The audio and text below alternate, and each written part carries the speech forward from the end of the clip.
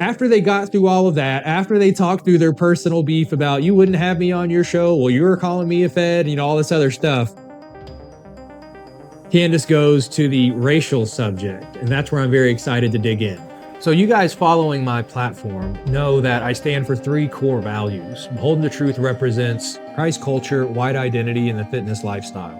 And we're not going to talk about the third pillar because that's not in the scope of this discussion. But obviously Christ culture is rebuking Judaism, rebuking Jewish influence.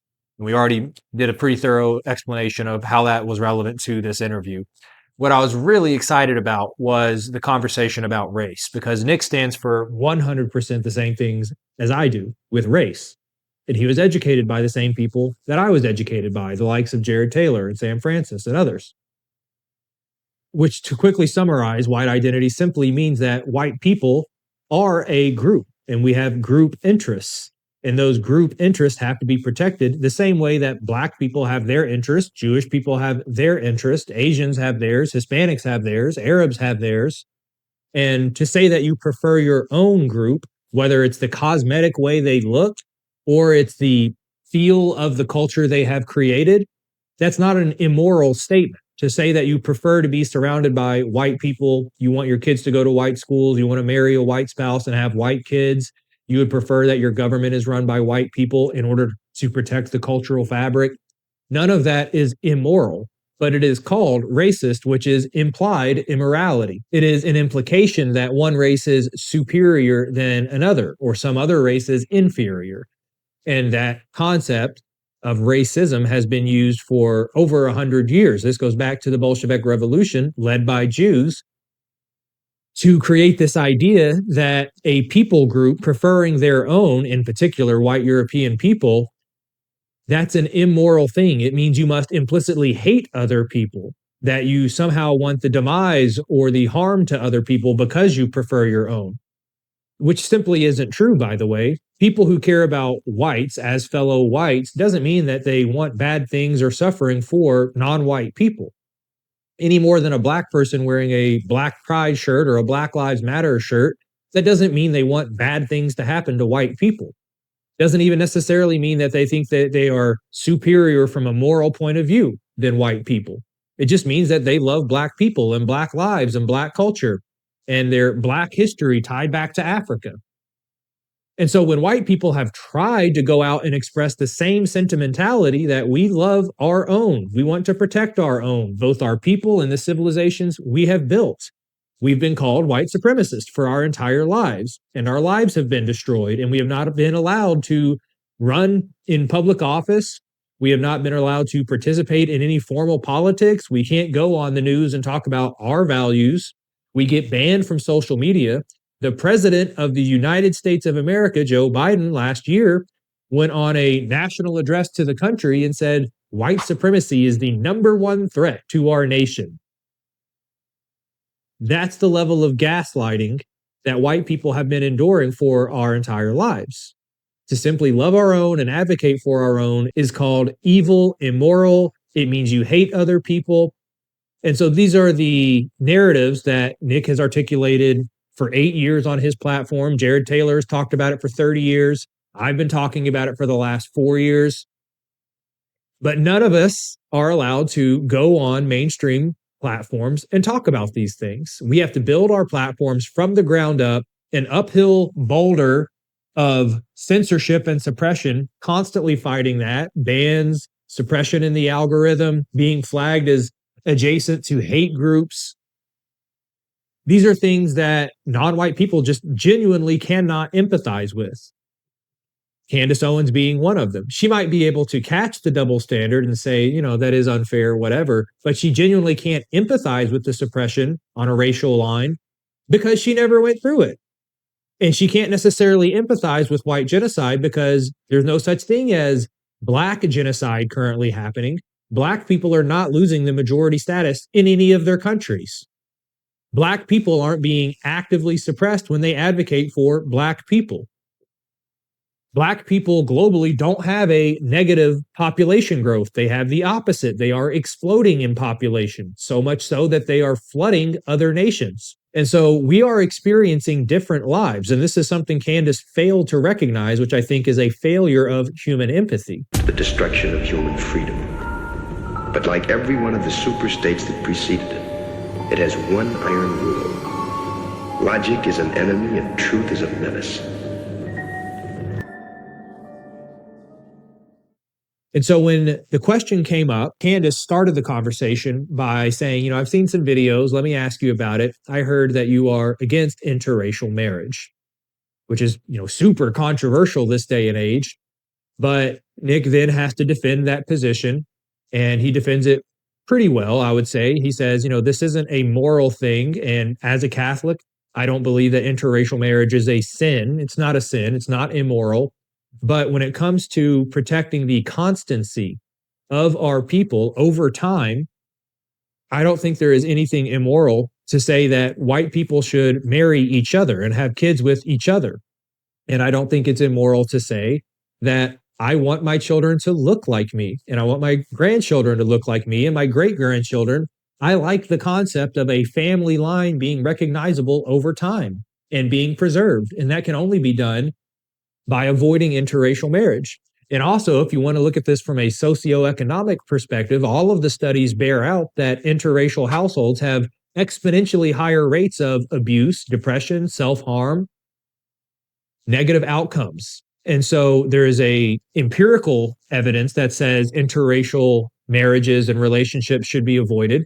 But there's also a moral position that says this should be a neutral thing. It's not a matter of one person thinking that they are morally superior to another because they're okay with interracial marriage. I'm colorblind, love is love, and you, for some reason, just can't see it that way because you're against interracial marriage. Nick pointed out, he said, look, if two people love each other, want to get married, I have no problem with that. Again, as a Christian, I'm not saying that this is a sin and it's not immoral. God doesn't condemn interracial marriage. Don't put words in my mouth. That's not what I'm saying. What I'm saying as a white advocate is that it's in the best interest for white people.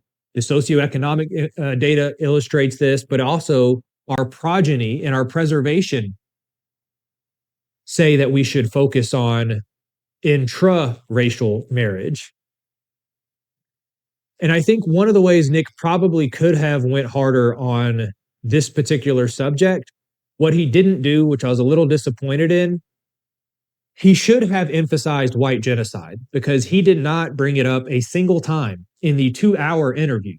Because white genocide is probably the strongest argument for why it is completely rational and honestly an urgent imperative for white people to say, let's stop with the interracial marriage. Okay? We have a negative birth rate. We're quickly becoming the minority in all of our countries. We need to focus on preserving our people. Even if you want to pretend that our people aren't the creators of the success of America, the culture that we stood up, the governmental models, the judicial system, the philosophy, the literature, the arts, the innovation technologically, all of that being inheritances and improvements on the Greco-Roman Empire, all of that is just factually true. If you want to ignore the necessity that all of those are outgrowths of white people, it's probably even more important to say that I want white people to exist in the future, because it's not going to be that way if white people don't start focusing on themselves and advocating for themselves and discouraging multiculturalism, discouraging interracial marriage. I'll put it to you this way. This is something Nick could have done that I want you guys to learn to employ in your narrative strategies. Because Candace tried to paint Nick into this corner. She pushed him on the religious aspect and said, well, how can you as a Catholic say you have a problem with interracial marriage? People ask me the same thing all the time. As a Christian, how can you stand up for white identity? How could you say that you don't support interracial marriage? On that subject of white genocide, people try to attach your Christian faith to that and say it's just immoral for you to say that you should look at the world from an ethnic point of view because there is neither Greek nor Jew nor Gentile. We are all one in Christ. They try to quote Galatians and say, sorry, your white advocacy work is against the Bible. You're actually immoral. You're not a real Christian. And that's the subliminal tactic that Candace was using. Whether she was consciously doing so or not, she is not fully woken up to the fact that it is not anti-Christian to advocate for your own people. And I'll give you a very clear example of how this doesn't violate the gospel in the real world. Let's just say you're a Nigerian Christian living in Nigeria, and the population is 90+% Nigerian, or at least it was in 1965. Going back 60 years, Nigeria was 90%, 95% Nigerian. Now, place yourself in a hypothetical 2025, where suddenly, over the course of one lifetime, Nigeria had been flooded by white people, flooded by Hispanics and Asians and Indians. And you look up one day as this Christian Black Nigerian man or woman, and you see that Nigerians are only 58% of the country. And you are quickly, within the next 20 years, going to be the minority in Nigeria. Nigerians are going to be the minority in Nigeria. Would it be immoral for that Black Christian Nigerian to raise his hand and say, hey guys, I have a problem with this. Nigeria is for Nigerians. It was built by Nigerians. It's our home. I want to preserve that. I don't want it to become a hodgepodge of European people and Hispanic people and Asians and Jews and Indians and Arabs. Nigeria for Nigerians. It's our country. Would Candace Owens, a Black woman, start moralizing and waving her finger at that Nigerian guy and say, yeah, actually, you just have to let Nigeria become a minority Black country because you're Christian? Sorry, you just got to let it happen. What if this was happening across all of the 50+ majority Black countries in the world, where they were all over time becoming minority Black, and simultaneously they were being flooded with non-Black people? Would Candace Owens and all of the other Black commentators who have a problem with Nick or me standing up for white advocacy, would they have a problem with our Christian faith?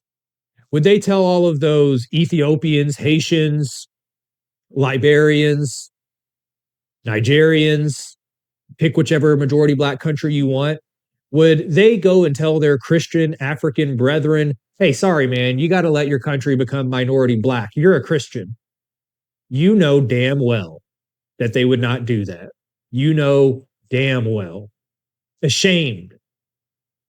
It's absolutely shameful when they use this tactic. Candace should be ashamed for using this tactic to try to use Nick's faith against him.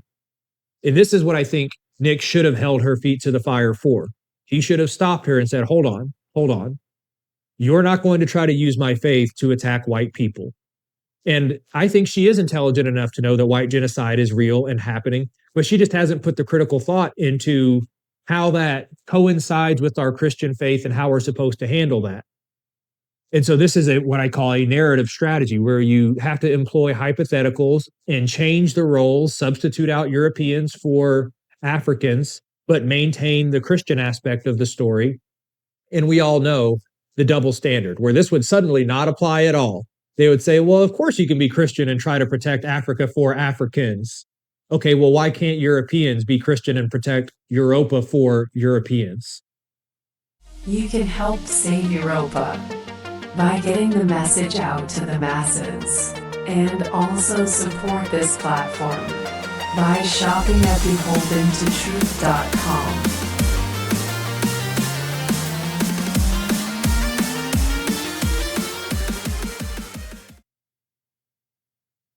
So I think Nick could have done a better job. You know, when she opened the door to talk about interracial marriage, which is an invitation to talk about white advocacy, I think he could have done a bit of a better answer, more compelling answer, and just simply talked about white genocide. Okay, like that could have been a huge move forward. But, you know, I'm not going to nitpick. It's obviously a very sophisticated conversation, nuanced.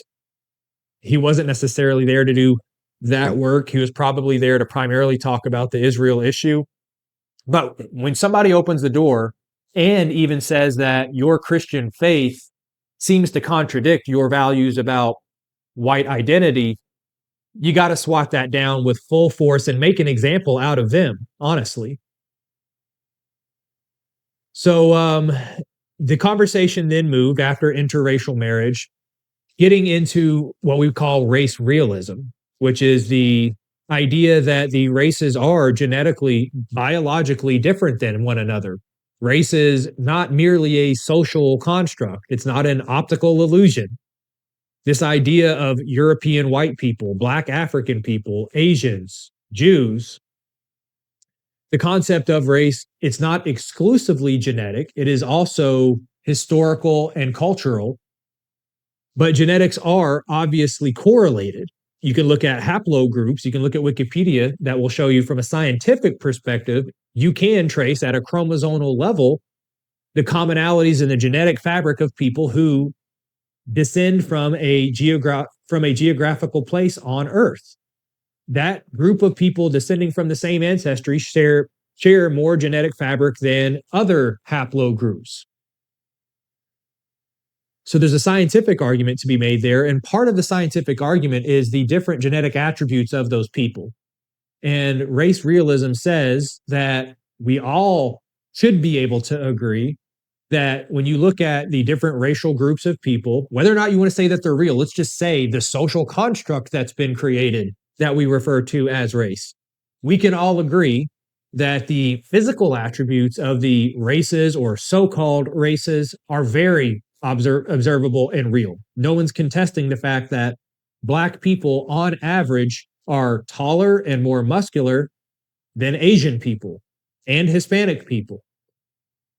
No one is contesting the fact that Black people have a different physiognomy, the texture of their hair, the color of their hair, the color of their skin, their bone structure, as I said, the amount of muscularity in their height, their noses, their eye color, the spectrum of eye colors. These things are easily, objectively true. I'm not sure how much more I need to emphasize the fact that, did you know the races look different? Their looks are a manifestation of their genes. Clearly, they have different genetic makeup. Well, the problem is the genetic makeup doesn't stop at physiognomy. If you think that the genetic differences among race affect their skin color, their height, their muscles, even their blood, with things like susceptibility to sickle cell anemia in Blacks, it affects their eyes, it affects their hair. If you think it affects everything in the human body, but not the brain, I just got to say, you're a hopelessly naive person. This also contradicts the founder of DNA, James Watson's opinion, where he said race and IQ are obviously correlated. And he suffered immediately from character assassination. He is a Nobel Prize winner, by the way, for being the founder of the molecular structure of DNA. Very intelligent man. He said that race and IQ are correlated. But because in this social justice warrior, DEI, race is a social construct, diversity is our strength era, he was destroyed in the public sector. Everybody came after him, smeared him as a racist, wouldn't work with him, discredited him, and so on. And so there is the biological reality that the races are obviously different, right? The most important one, and more important than our physiognomy, the fact that we look different, is the intelligence differential across racial lines, because this is what actually explains why the world looks the way it does.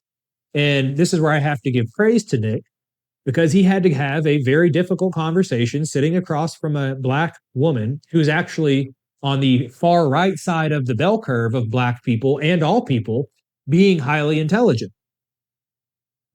And say the facts that sub-Saharan Africans, who African Americans are the descendants of, and Africans worldwide are the descendants of, first he has to establish that Egypt and North Africa are not the same race of people, not the same ancestry as sub-Saharan Africans, because Candace tried to do some kind of gotcha on that. And I was like, okay, are we really going to play this game? Egypt is not Africa. But anyway, after clarifying that, Nick has to say the blunt truth, which is that sub-Saharan Africans' average IQ is between 68 and 72, which is multiple standard deviations below the average European IQ, which is around 100. Same for Asians and Ashkenazi Jews, which we all know are actually just European people anyway. and Hispanics have somewhere around an average 85 IQ. And Nick pointed out African Americans have around an average 85 IQ, which is one standard deviation less than the average white IQ of 100. And he says that the reason this happened is because when you take the sub-Saharan African people out of Africa and you install them in a European civilization like America or Europe, the very low end of their IQ spectrum literally died out in the early years of their population. All of those 65, 70 IQ kind of area people, they didn't make it. And so it has a eugenic effect of raising the group average IQ of Africans not living and reproducing with other low IQ Africans in Africa. And so that is part of the explanation for why Blacks in America have a higher than average IQ as compared to their sub-Saharan brothers and sisters. And there is also a component of genetic mixture of some Africans living in America have intermixed with European people over the last 400 years. So I was pleased to see Nick talk about race realism and the fact that this creates a problem, an everlasting problem that will never go away. And it explains the disproportionate representation when it comes to economic dependence as well as criminality. He didn't go quite as specific as saying, here's why IQ matters, which is what he probably should have done. But, maybe this just isn't the right long format conversation for that. But when you are willing to concede that there is an IQ differential across races, you have to say the reason that matters is because IQ governs things like time preference and impulse control and innovation. And so if those attributes are different, then the people group who hold that lower average IQ are not going to have the same technological advancement. They're not going to be able to form the advanced mechanisms of government and economy and higher education as this other group who has a standard deviation or two higher IQ. And if you just try to lift them up and put them into that other population's civilization, they're not just going to, through osmosis, become higher intelligence. It doesn't work that way. IQ is heritable. It's passed on through reproduction. It's not environmental. And so I think Nick could have gone deeper on the race realism conversation, pressing the IQ thing, but here's why he didn't. Because Candace flat out refused to believe that there is a difference between IQ among races. And she actually tried to employ the leftist liberal explanation for Africa looking the way it does, where she says, well, that's probably more to do with Britain, America, other European countries colonizing, imperializing, subverting their governments through regime change, extracting their resources. You hear this all the time from the left. Yet Candace Owens is allegedly a conservative. And so Nick called her out on this, which I was very pleased to see. He said, sorry, I'm just not believing that. You're sounding like a leftist. Because the fact of the matter is, when the European people went into Africa, the mainland of Africa, they found a civilization who had not yet created the wheel. They found a civilization who had no written language. There were no two-story buildings. There were no interconnected paved roadways. There were no aqueducts. There's no sanitation. There's no mass-scale agriculture.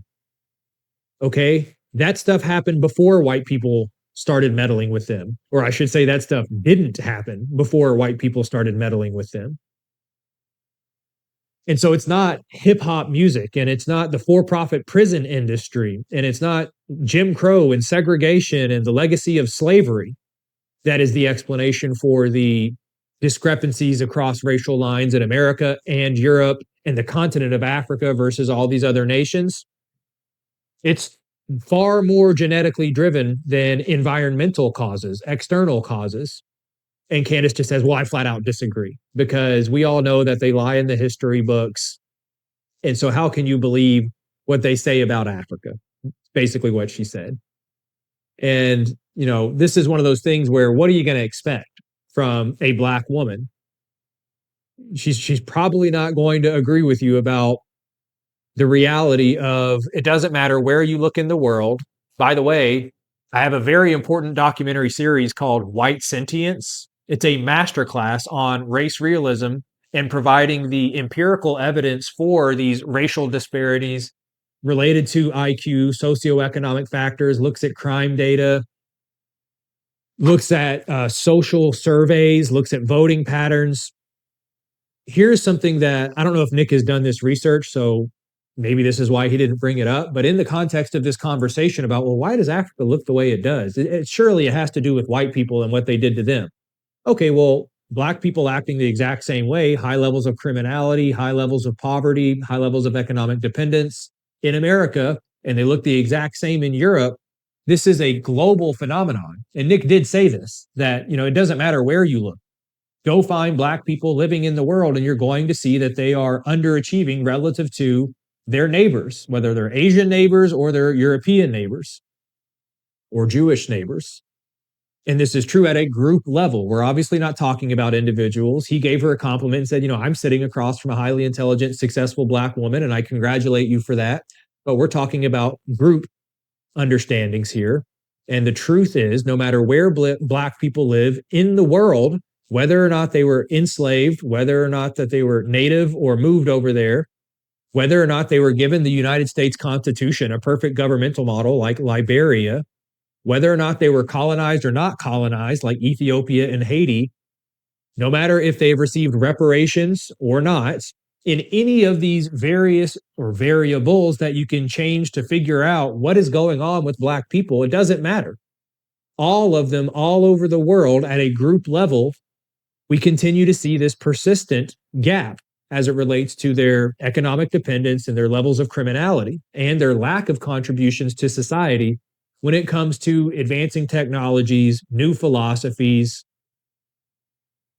actually contributing to the human race in very meaningful ways, just hasn't happened. And so Nick says all this, which I got to say, that takes courage. This is why we love Nick. He's done the same thing, by the way, when he went on Fresh and Fit, and he's literally sitting in a room full of Black women.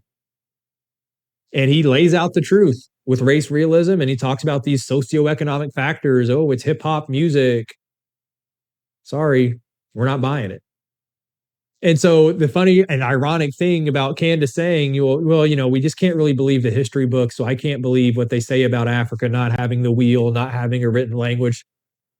My question would be, okay, well, let's go find the African writings of philosophy and African writings of science. Where are they? You say you don't trust our history books, provide your own. Okay, well, that investigation is not going to go very far because, as Nick pointed out, they did not have a written language. Maybe this is why they failed to innovate generation over generation, because you have to pass on knowledge. It builds on itself. So anyway, to have the race realism conversation, a little bit of white advocacy, Nick really should have went harder on that. It was a huge miss to not talk about white genocide. That was the serious missed opportunity.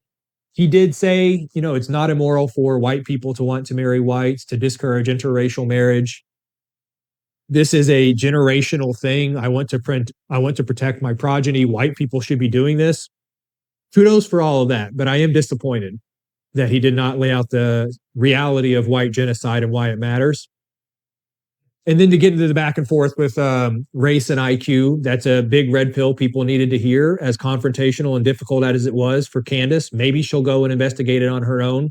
She actually said, I think I wrote down the quote, "I'm not ready to have that conversation fully." And this was in relation to why Africa sucks and why Black people all over the world are underachieving, undercontributing. I'm not ready to have that conversation fully. Okay, cool. Well, maybe that's part of the problem. And here's one other thing that I want to really hammer home on: the necessity of the race realism conversation. I've already talked about how important it is for white people to protect themselves, but here's another thing that's not talked about quite as much in terms of why race and IQ has to be protected as this super duper controversial taboo thing. In the same way that they have gatekept the conversation of Israel and the Jews for 60 years, the same reason they killed the president over all that, it's very obvious that that conversation was made taboo, socially illegal, political suicide, they do that for a reason, right? The reason race and IQ is social suicide to talk about. The reason you'll never see a politician talk about race and IQ. If it is true, which the scientific literature seems to say it is, which the socioeconomic factors seem to illustrate, looking around the world, that seems to be true. There are 50 plus African majority countries. The average homicide rate across those 50 countries is 13 point something per capita. And the average homicide rate among the 50 majority white European countries is 1 point something. The homicide rate among majority black countries, this is a sample size of over 1 billion people, is 10 times higher than the average homicide rate amongst European countries. And the poverty rate is 25% higher. All of this information and the receipts for it, by the way, when it comes to the socioeconomic data, global patterns, immigration patterns, voting behavior, behavioral studies about in-group bias. I provide all of this in my documentary, White Sentience. It's a little bit of a shameless self-plug, but you should really watch that. It's on Substack. It's 2.5 hours long. It is literally a masterclass on how to be a white advocate, how this is all morally unimpeachable. It doesn't contradict your Christian faith, as I explained earlier in this episode. You need to go watch that, arm yourself with these narrative strategies. But here's the thing I want to finish the racial conversation about. If it is true, as I was saying, whether it's based on the scientific data, socioeconomic data, looking around at all of these obviously different outcomes among racial groups, the reason why they have to pretend this isn't true is because there are always going to be unequal outcomes in these groups. If there is a standard deviation lower IQ held at a group level by this group compared to this group over here, then you're going to see lower economic achievement. You're going to see higher levels of criminal behavior. You're going to see higher levels of illiteracy, illegitimacy. That's what's going to happen in the lower IQ group. And they're going to look over at the higher IQ group and they're going to be resentful and say, you guys seem to make more money. You guys seem to get positions in government and are granted more influence in society.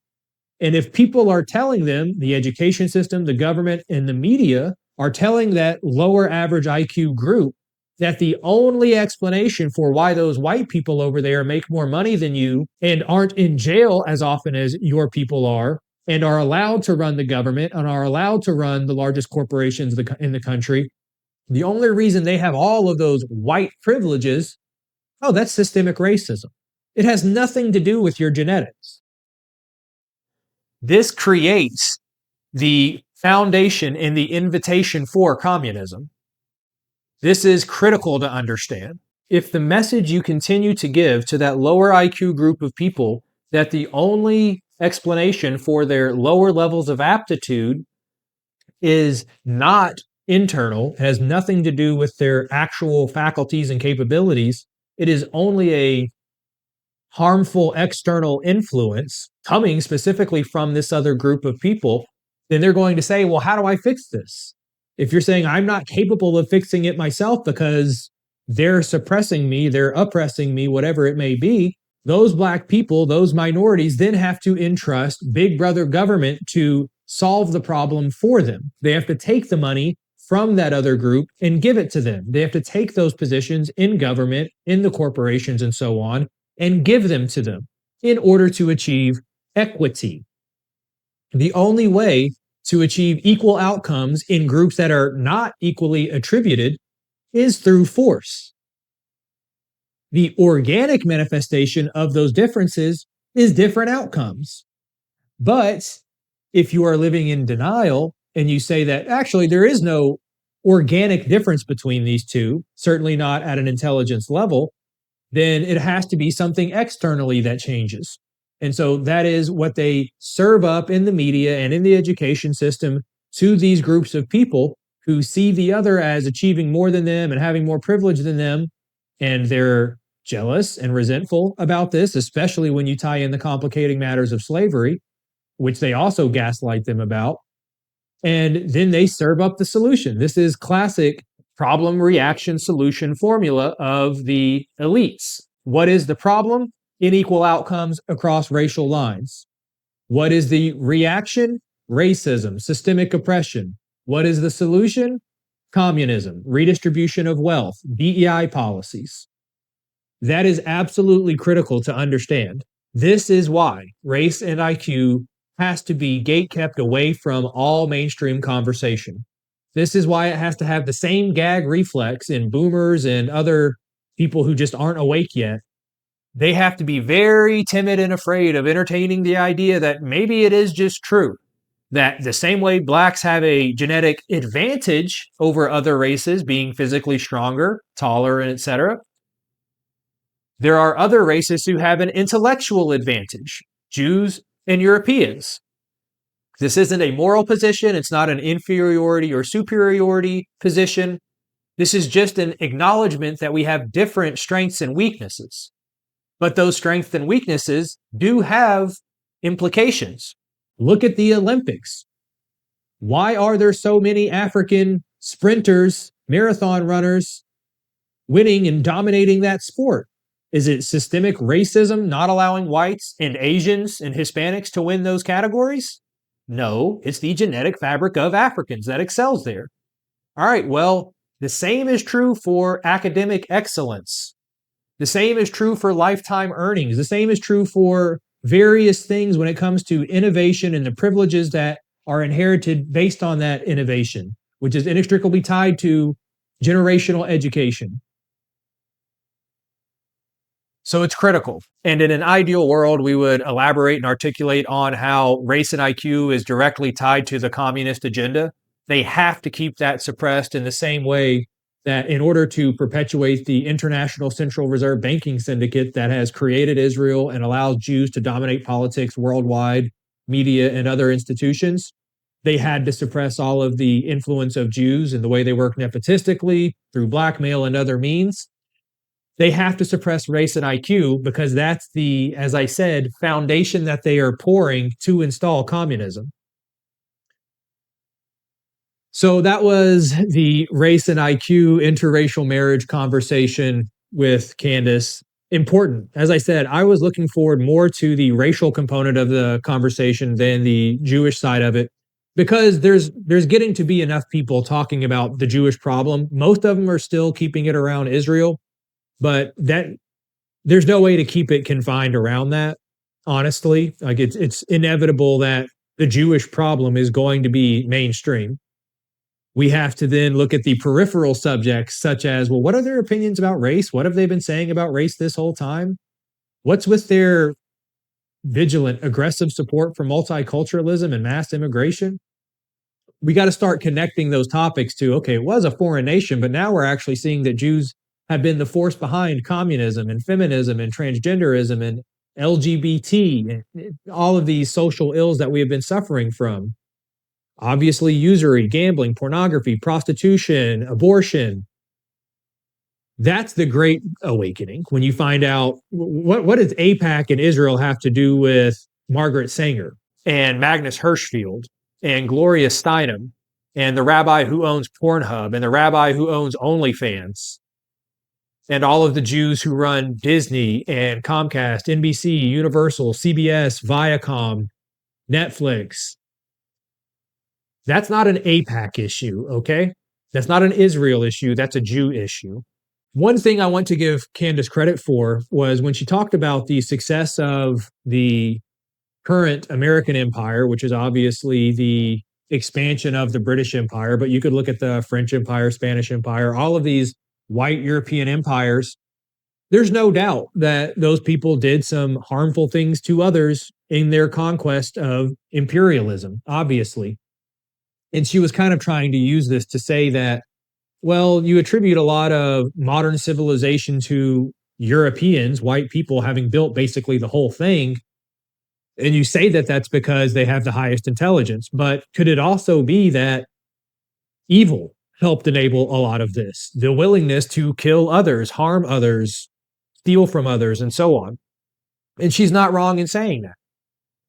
She's not wrong. Like, when you look at Israel and how they're behaving, we know that Jews are high IQ. But I actually have a whole special about the myth of Jews and their high IQ, and that being the explanation for their disproportionate representation in government, academia, media, and finance. Because I think I provide like 6 or 7 or 8 different bulleted strategies for rebuking and dismantling that whole myth about that's the explanation why Jews are overrepresented in all these civil institutions. One of those bullets I provided is exactly what Candace said. It's not a matter of intelligence to utilize pornography to make tons of money and blackmail people. It's not a matter of intelligence to exploit gambling and prostitution. Those are a willingness to do evil to profit yourself or your group interest. You don't have to be more intelligent than these other people who are equally as intelligent, but they say that's morally wrong. It's against my faith. I don't care how much money I can make in the pornography business or in the gambling business. Okay? I'm not going to do that.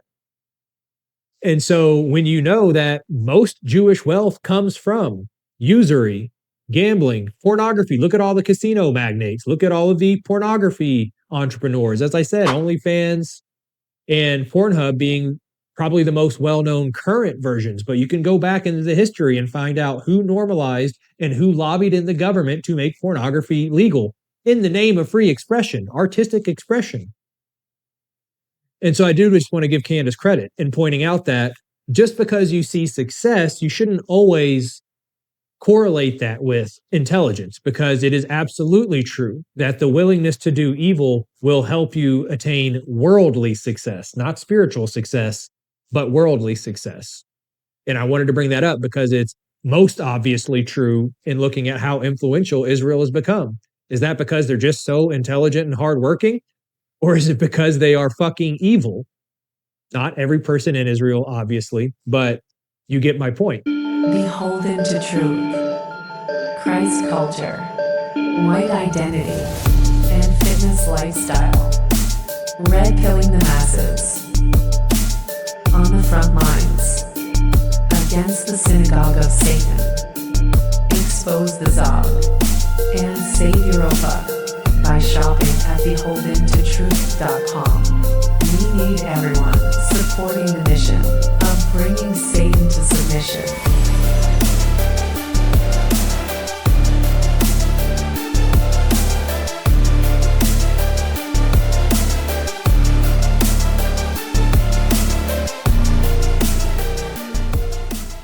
And so another analogy Candace used that I wanted to pick apart a little bit, where she was talking about Black people and their underachievement right now. And she was saying perhaps maybe because all the Black history books of knowledge and philosophy, education, governmental methods, economics, those have all just been destroyed. We don't know where they are. And she was saying, maybe the reason it looks like Black people are underachieving these days, maybe that's just temporal. It has to do with the legacy of slavery. It has to do with the white nations colonizing in their imperialistic endeavors, extracting resources. And she says, one of the ways you can see or apply this analogy in another place is look at the genders. If you were to simply take a snapshot in time in 2025 and look at women and their endorsements of prostitution, pornography, aborting their own children, not wanting to have families, just absolutely nasty towards the concept of masculinity and men in general, disrespectful of the historical patriarchy that our nation was built on, that is also prescribed by the Christian faith. If you look at women today in their current situation, you would come to the conclusion that says, oh, this is just how women are.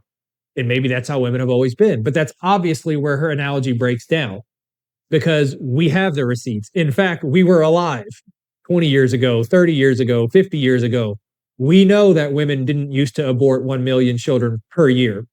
We know that 10% of 18 to 24-year-old women didn't used to be prostitutes. Okay? It's like that analogy doesn't really work. This whole well, if you look at Africans in this snapshot in time, it just seems that they're underachieving because they're currently underachieving. And if you look at this snapshot in time of women and they're acting this way, they're feminist and they're all doing these other various things that are condemnable, it just seems that women are really bad. The problem is we have the historical receipts on women. We know they didn't used to be acting the same way they are right now, as short as I said, 15, 20, 30 years ago.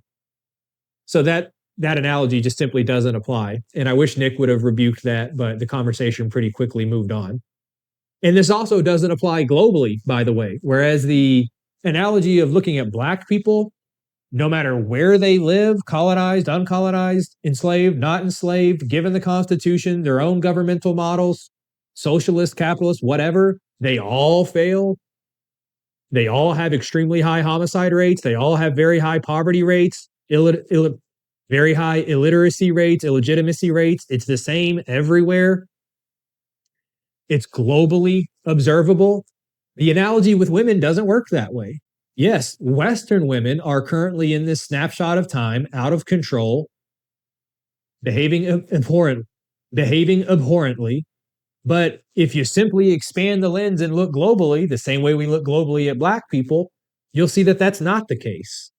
Okay, so as I said, the analogy was kind of just her coping and not wanting to confront the reality of Black underachievement. So I thought Nick, as I said, he could have pressed her a little bit on that, but it's honestly hard to think of these rebuttals on the fly. So give some grace. One other thing that Candace was doing throughout the show was what Nick called tone policing. You may have heard this term, where she was basically talking about how the way he delivers the message can sometimes be unpolitically correct, uncouth. Some of the language he uses about women, about minorities, about Jews, even just calling them Jews. She says, honestly, I think it'd be better for you and it'd be better for the movement if you conveyed the message differently. And so Nick, as he has done on his show before, because it's not like Candace is the first person to tell him, have you ever considered not doing what you do the way you do it and doing it more like Mr. Squeaky Clean and just speaking strictly to the empirical data, not interjecting funny jokes based on stereotypes, aggrandizing the racist statements and anti-Semitic statements, misogynist statements, not being so boisterous? Have you ever considered just cucking yourself and being politically correct? Yeah, Nick has considered that. And what he said is that this is just tone policing. It is trying to install the guardrails and borders around how you communicate, how you are allowed to talk about these subjects. You got to use these certain words that we have approved of. You have to use this certain tone of voice that we have approved of. And if you don't, we can't take you seriously. If you don't, we're going to interpret that as hatred. We're going to interpret that as violence. And this is something I want to point out because that is a feminine understanding of communication because women are highly emotional, far more emotional than men. They are more subjective to being emotionally disturbed through verbal conflict. Their emotionality is more unstable, it's more volatile. And so hearing abrasive language, whether that's the tone or the individual words being too confrontational, that is more disruptive for females than it is for males.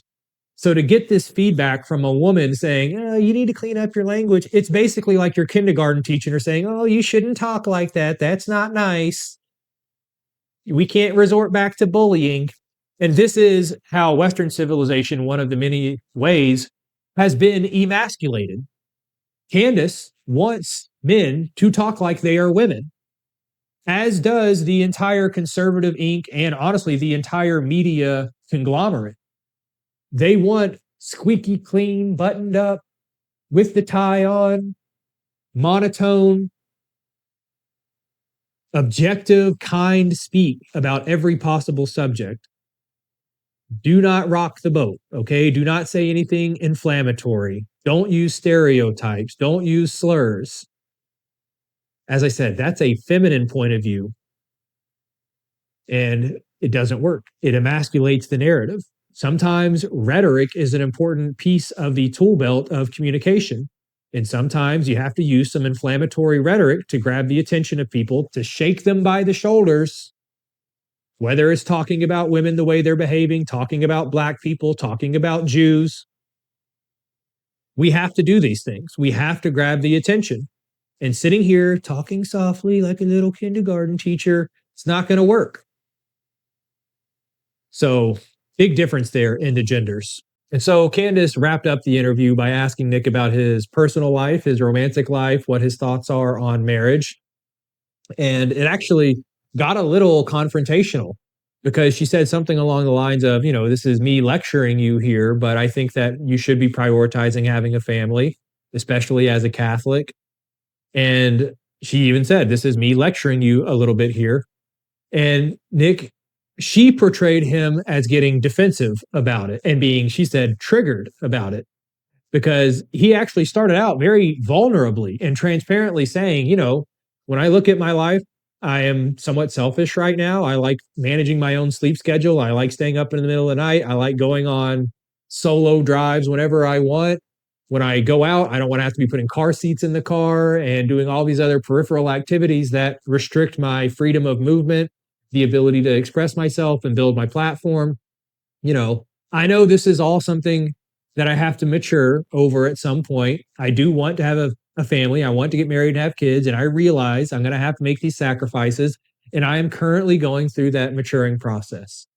I thought Nick, that was like a very vulnerable thing to say. He professed his selfishness and that he is still actively maturing as a 26-year-old man.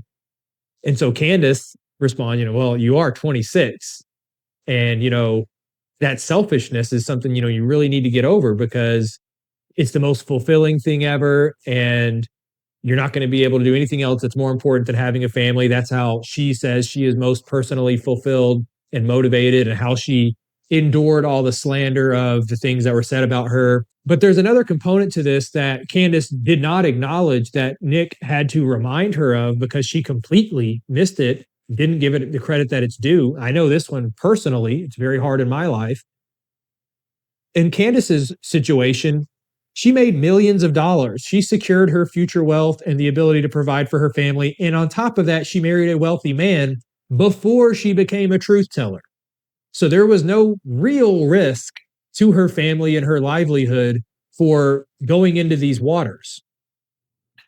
Whereas Nick, at 18 years old, has been in perpetual defense mode of his career, of his very livelihood. He has had people come to his home and try to kill him. The federal government has restricted his ability to travel. The payment processors have stepped in and neutralized his ability to take payments and make a living. His bank accounts have been frozen. Hit campaigns have been written about him for years now. And so the fact that he's been dealing with these things for the last 8 years, ever since he was a teenager, he has been dealing with an entirely different set of problems as compared to what Candace's journey has been and this transition into motherhood for her. He got to transition into motherhood already having a nest egg, and not to mention the gender dynamics are not the same. He's being lectured by a woman that, oh, you just got to go out and have this family. It's the best thing ever, blah, blah, blah. Okay, but a man has an entirely different set of responsibilities than a woman. As I said, for one, you already had all your wealth. So the necessity of providence, you kind of pursued that. She used to be a feminist. You went and pursued the male's role of securing providence for your family. And then on top of that, you got double insurance by marrying a wealthy man. Okay, but me as a man, I have to go and prioritize those things now, whereas you started your family having already done those things. And as I said, also, the different gender dynamics make it so that it's not the woman's role in society to go out and face these social conflicts, to defend Christendom, to defend America, in our case, to defend white people. Nick has the burden, because he is a man, to take on those fights. Whereas the biblical purpose of a woman is not to be the fighter, not to be the provider. It is to be the helper.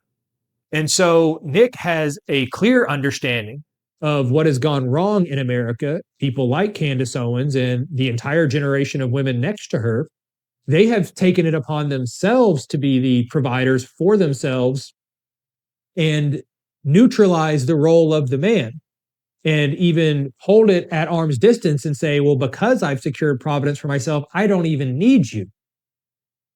And so there is a little bit of cognitive dissonance in Candace's head where she says, well, Nick, You should really be focusing on having a family right now. He's like, okay, well, listen, our paths are completely different. So maybe be a little less judgmental. I don't need to be lectured, for one, by a woman about what I should be prioritizing in my life because I'm a man, you're a woman. We have different priorities. Two, your path looked completely different. While I was being crucified by your employer, Daily Wire, your other employer, Turning Point USA, while you were taking checks from them, they were destroying my life. So before you came around as this truth teller, the very people you worked for and who secured your future were destroying my life. So I really don't need to be lectured by you about the trajectory of my life and when I should do this or that. And she really did not like hearing that he didn't want to be lectured by a woman either. Even though she claims to be anti-feminist, this is true. This is a male thing. Men do not want the guidance of women on most subjects. We're okay with getting some input from our wives or our girlfriends, maybe our mothers. But when it comes to other women in society, as I said, they're not tasked with political protection of the nation. They're not tasked with physically defending the society. They're not tasked with defending Christendom. That's not how it has historically played out. That's not what the biblical roles in the Bible prescribe. That's not what needs to be the incorporated solution for us getting out of this gynocracy, protecting Christendom, protecting our white people, protecting America. Women inserting their opinions about how we need to prioritize our lives. It's not what we need. Lord knows I have to endure this plenty as well. And also, she said about the selfishness thing. Oh, you want to sleep in, you want to drive your car by yourself, whatever. That's kind of selfish. You need to get over that.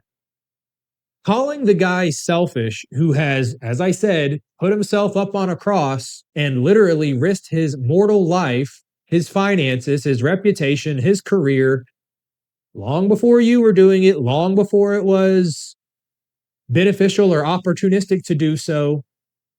Calling him selfish, a little bit misguided, I would say. And not to mention, on a third subject, there are some people who are going to have to put more into the mission at hand than their personal fulfillment. I am the living case of this right now. Nick tried to lay it out for her in easy to understand terms. Do you think that if I go on a dating app, Tinder, whatever else, and I try to even maybe go to a party or whatever else, and they find out who I am, what I do, the things I stand for, do you think that helps my dating life? Of course not. Obviously not.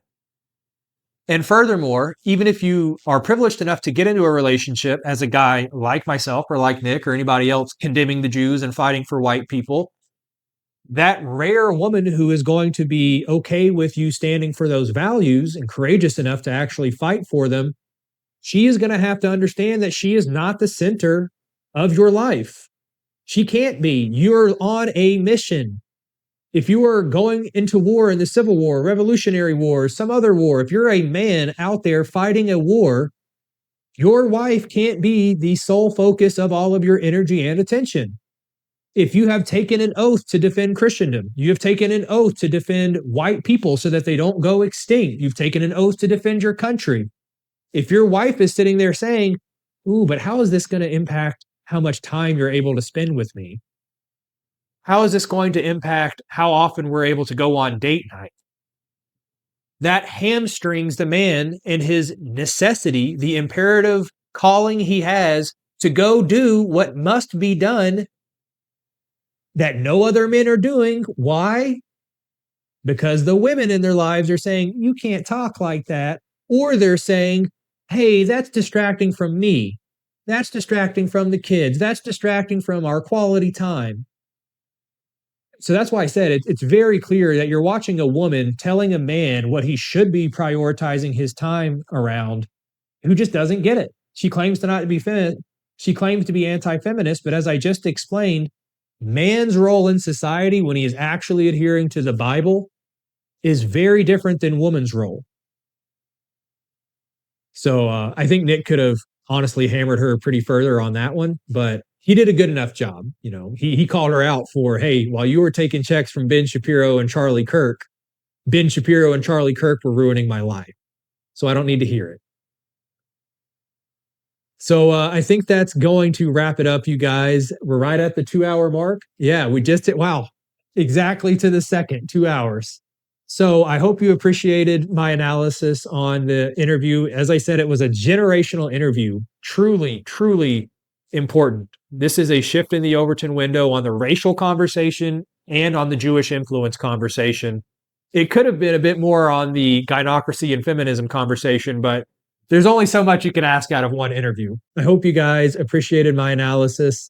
If you'd like to support my platform, you can do so by subscribing on Substack to a monthly subscription, or you can shop on my store where we have the anti-Zog apparel line. We also have the Save Europa apparel line and a line of nutritional supplements. As you guys know, I endorse the fitness lifestyle, being physically healthy. I have a masterclass on achieving physical, spiritual, and mental mastery on my website as well. You can find all of those things, my Substack and the merch store on beholdentotruth.com. Until next time, you guys, I love you. Take care of yourselves. America first, and Christ is King.